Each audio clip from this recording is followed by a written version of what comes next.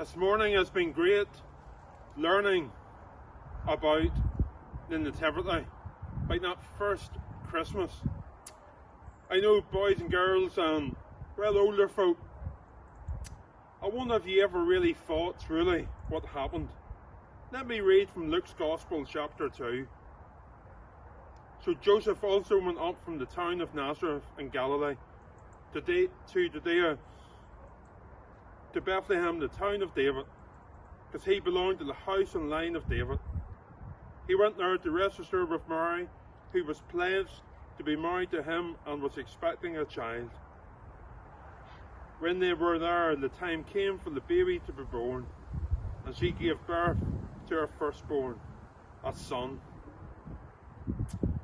You know, it was a long distance from Nazareth to Bethlehem, upwards of maybe 80 miles. So it would have taken a bit of time to have got there. And don't forget that there was no motor cars in those days. Transport would either have been maybe by horse, maybe by a donkey, or indeed maybe even by foot.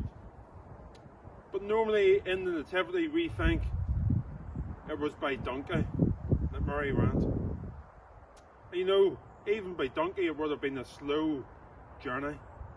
And you know, in the Nativity that's performed in schools around the province and indeed around the world, nobody really wants to take the part of the donkey, sure they don't. They want to have a leading role. Nobody wants to have not what they see as a small menial job to do, being the donkey. We know the donkey played an important part because it carried the King of Kings, Jesus Christ. It carried the King in his mother's room. And you know, today I'm going to visit some donkeys. I'm going to show you them now shortly. If you bear with me, I'll show some donkeys to you. Hopefully you can see me now standing beside two donkeys. This is Nellie, this is her son behind me. And in the background, there you can see a horse. But Mary and Joseph was poor. So the very most they could afford would have been a donkey. And you know, that donkey not only carried Jesus that first Christmas, but also carried him on his last journey also into Jerusalem, where he went to die some 30 odd years after his birth. You know, in the back of a donkey, on his mane, they are unique, because on their back, and as Nellie puts her head down, there's a cross. That's not by accident, that was by God's perfect planning. The cross reminds us that Jesus gave his life for us.